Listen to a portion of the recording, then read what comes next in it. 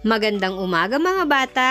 Nandito na ang ating aralin para sa edukasyon sa pagpapakatao para sa ikalawang linggo.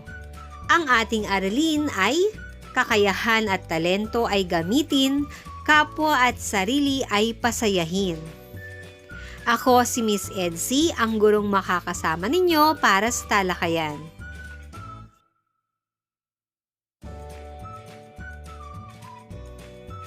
Napahahalagahan ang saya at tuwang dulot ng pagbabahagi ng anumang kakayahan o talento.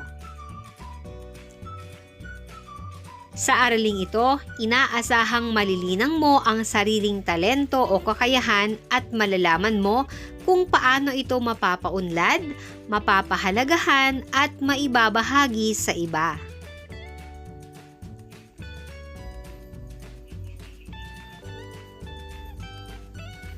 Sa nakalipas na aralin ay napag-aralan mo ang iba't ibang talento o kakayahan.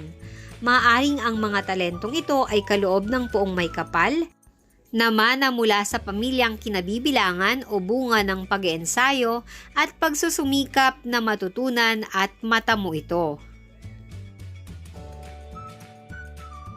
Nagagamit mo ba ang iyong talento at kakayahan sa wastong paraan? Masdan ang mga larawan.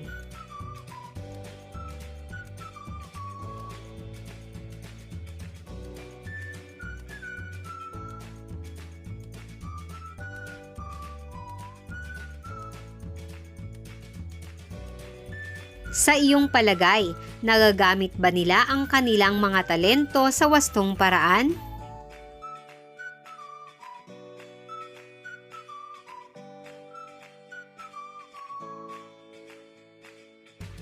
Paano nga ba natin masasabi na nagagamit natin sa wastong paraan ang ating mga talento o kakayahan?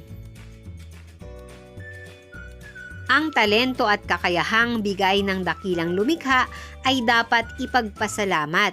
Taglay ito ng bawat tao para umunlad sa buhay at maabot ang mga pangarap at mithiin.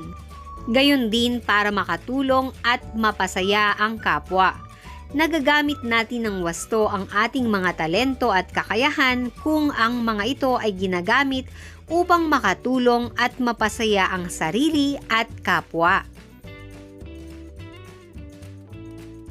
Mga kahangahangang katangian ito na kinakailangang gamitin sa mabuti at makabuluhang pamamaraan.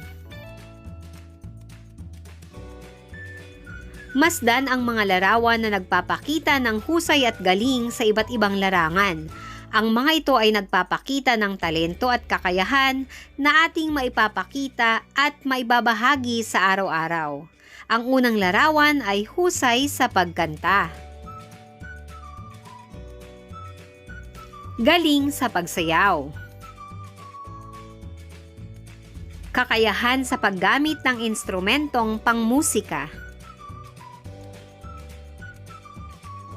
Husay sa pagpinta.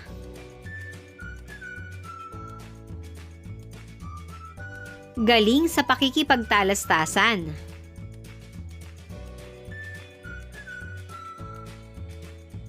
Husay sa mga asignatura sa paaralan.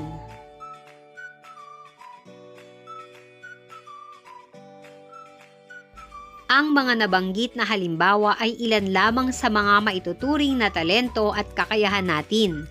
Ilan lamang ito sa napakaraming maaari mong taglaying husay o galing.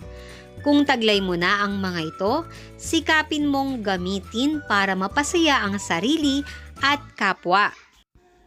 Ang tulang may pamagat na aking talino at kakayahan gagawing makabuluhan ay isang mainam na halimbawa ng pagpapahayag ng iba't ibang gamit ng talento at kakayahan. Ang aking talino at kakayahan gagawing makabuluhan. Ang may kapal ay may ipinagkaloob, mga kahangahangang bagay na sa akin lumukod. Galing sa pagpintay aking gagamitin, iba't ibang obra ay aking lilikhain. Puso ninyo'y pupunuin ng damdamin, sa boses kong parang anghel sa pag-awit. Sa puso ninyo'y iba't ibang damdami masasambit. Katawan ko ay igagalaw, galing sa pagsayaw. Puso ninyo'y mapapasigaw. Bibigkas ng madamdaming pagtula, mata ng mga manonood sisikaping mapatulala. Mga kakayahan at talinong taglay sa inyo'y ibabahagi, nagbibigay ng ngiti sa inyong mga labi.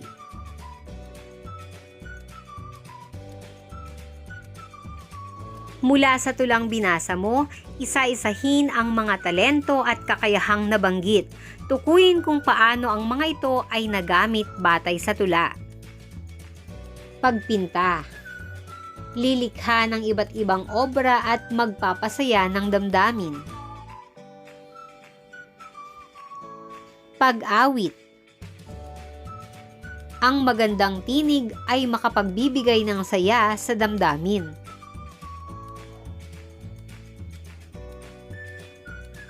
Pagsayaw.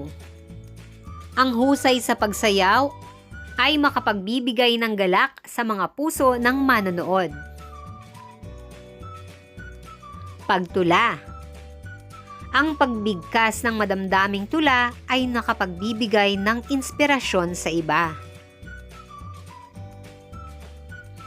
Kung ang ating mga angking talento at kakayahan ay ibinabahagi, hindi lang tayo ang sumasaya kundi pati na rin sa ating mga kapwang pinag-aalayan natin ng mga ito.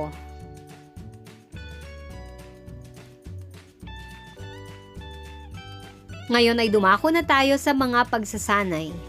Iguhit ang masayang mukha kung tama ang isinasaad ng pangungusap at malungkot na mukha naman kung mali. Unang bilang, masaya akong nakapagtatanghal sa aming palatuntunan. Ang sagot ay masayang mukha. Pangalawa, ayokong sumali sa mga palatuntunan sapagkat nahihiya akong ipakita ang aking talento. Ang sagot, malungkot. Pangatlo, tutulungan kong mapaunlad ang talento ng aking kamag-aral. Ang sagot ay masayang mukha. Pang-apat, pinasasalamatan ko ang mga taong natutuwa sa aking kakayahan. Ang sagot, masayang mukha. At ang panlima, magiging mayabang ako dahil alam kong may natatangi akong talento. Ang sagot ay malungkot na mukha. At dito na nagtatapos ang ating talakayan para sa araling ito.